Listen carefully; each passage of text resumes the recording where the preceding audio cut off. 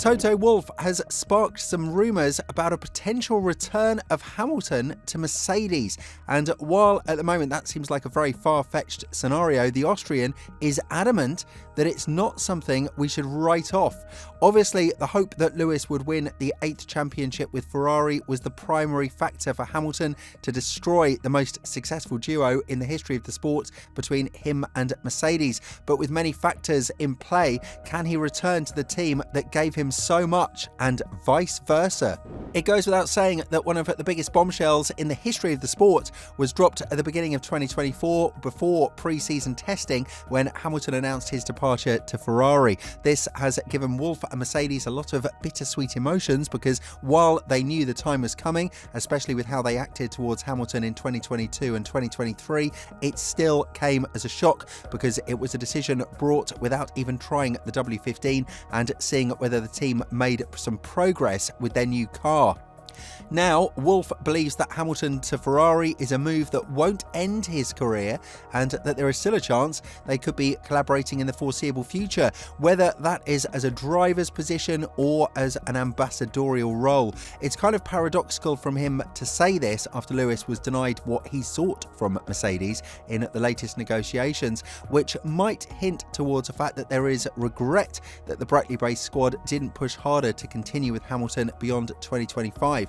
Elaborating further on this matter, Wolff said, "There is no such thing in an end to the relationship that Mercedes has with Lewis, neither what we as a team have, nor I and Susie personally. On the contrary, I think Lewis has decided to do something else for the last part of his career, which I understand, or I can understand, but he is always going to be part of that family and always welcome in the family. And one day, maybe when the driving ends, there is going to be plenty of adventures we are going to embark on." While Wolff is hinting towards rejoining forces with Hamilton in his post-driving era, the fact that he has a young duo of drivers doesn't automatically mean that his future is set for the next 5 or 10 years. Everything can change in this sport, and even from Lewis and Ferrari's side as well, if something doesn't go as planned, and if the debut or the next couple of seasons prove to be in poor performance, then Lewis can always seek another place on the grid. For this to happen with Mercedes, one of the two drivers would have to be underperforming, and Lewis might have to accept the fact that he would be the designated number 2 driver now that the odds wouldn't be in his favour in the return, unless something drastically changes in Mercedes and they would have to beg him to make a shocking return and be given the leadership baton. But in order for him to return to Mercedes under any circumstances, he would definitely have a word or two to say to the engineers and the technical directors, because them not listening to his directions regarding the development of the car is something that has pushed the 7-time world champion to think about moving away from Mercedes in the first place. Of course, all of this is speculation now, but it is fueled by Wolff's statements, who, by saying this, is practically agreeing that the team should have dealt better with the entire Hamilton situation and should have applied much more practical solutions to his contract. What doesn't go well for Wolff is the fact that Hamilton was very easily convinced by Ferrari and their project regarding the 2025 future. And when talking about it, Fred Vasseur has gone on to say, "In 2023, we won more races than Mercedes, and at the beginning of the 2024 season was good also, so that it was not too difficult to convince Hamilton that Ferrari would be a good project.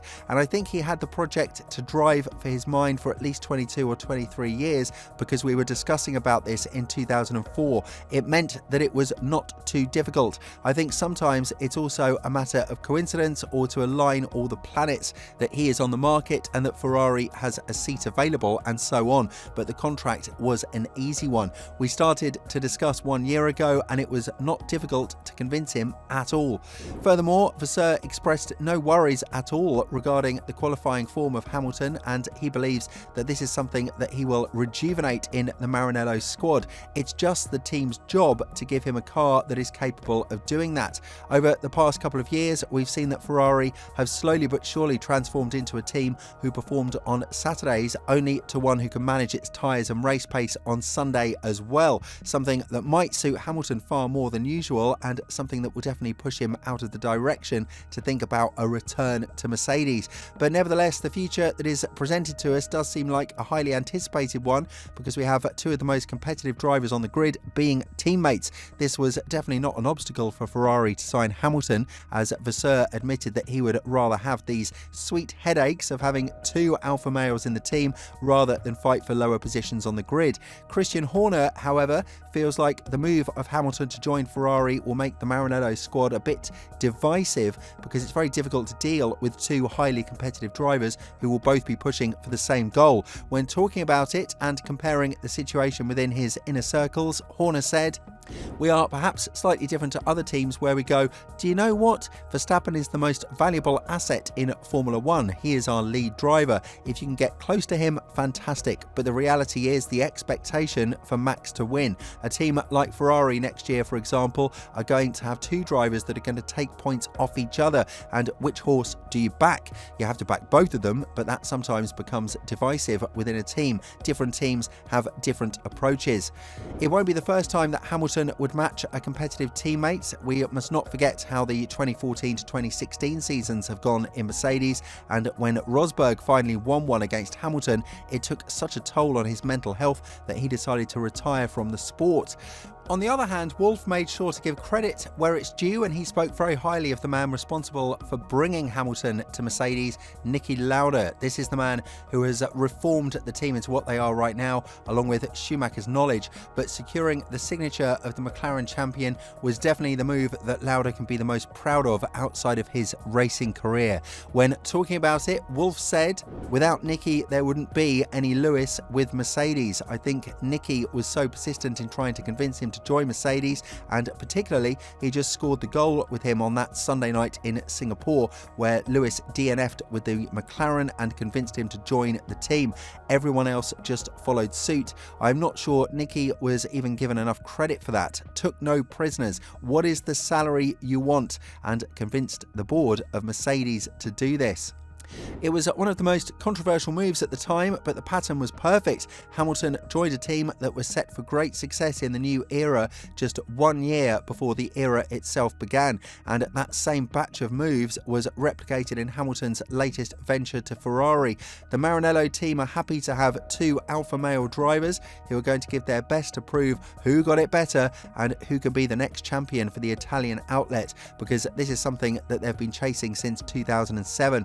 It's undoubtedly one of the greatest duos of drivers to be paired up in the same team, but whether we like it or not, Hamilton might have it a bit harder than usual in the integration process, simply because Leclerc has been here since 2019 and the entire project has been rotating around him.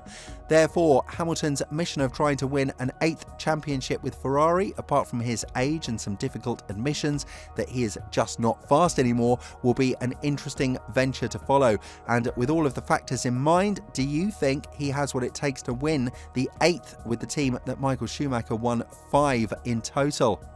Let us know in the comments below, and if you're interested in Verstappen's demand for a total investigation into McLaren's 2024 case, have a look at the video that's appearing on your screen right now.